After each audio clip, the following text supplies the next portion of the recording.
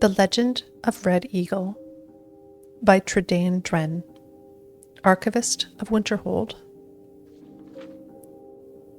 This tale was transcribed from the memory of Clarice Vienne, student of Winterhold.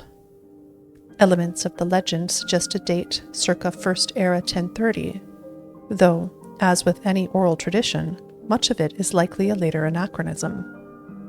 Curiously, stories of a similar king and his legendary blade appear in other ancient myths of the Reach.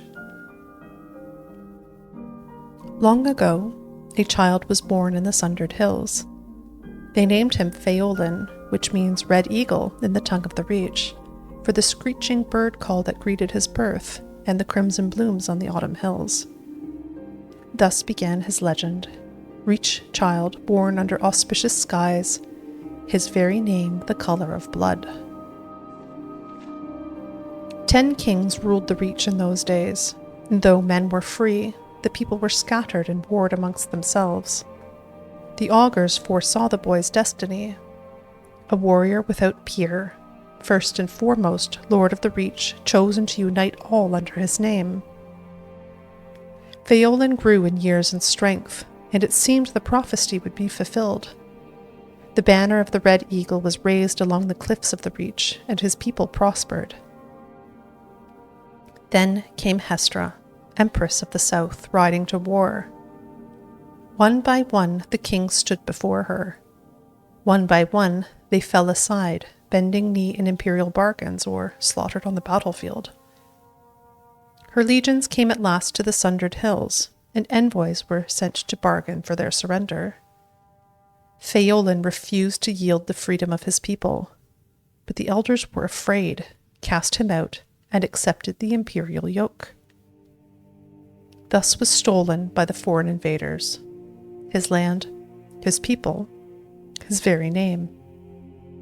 In the years that followed, Red Eagle became known as the untamed spirit of the Reach, unbowed, unbroken, stained by the blood of his foes. He gathered loyal Reachmen to himself, those who clung to the old ways, who yearned for freedom and forged a new nation.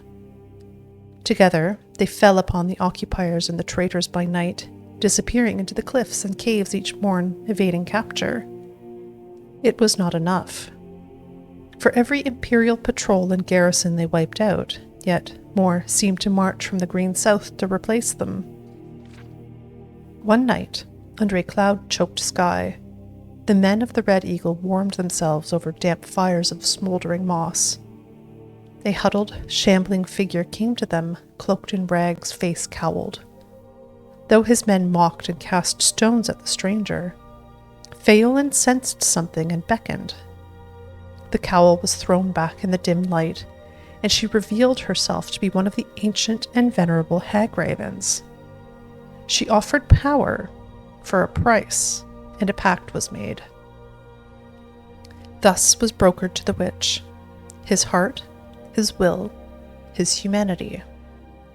From that day forth, his was a spirit of vengeance, pitiless and beyond remorse.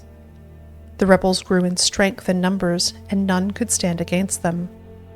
Feolin's eyes burned coldly in those days, black opals reflecting a mind not entirely his own. 2 years passed, and the foreigners were all but driven from the Reach.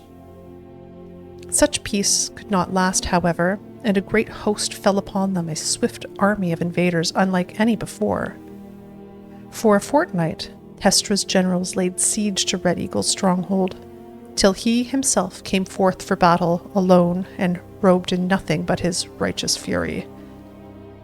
1,000 foreigners fell before his flaming sword, and the enemy was routed. Yet, when night fell, so too did he.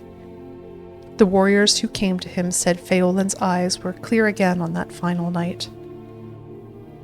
He was taken to the place prepared for him, a tomb hidden deep within the rock. With his remaining strength, he presented his sword to his people and swore an oath.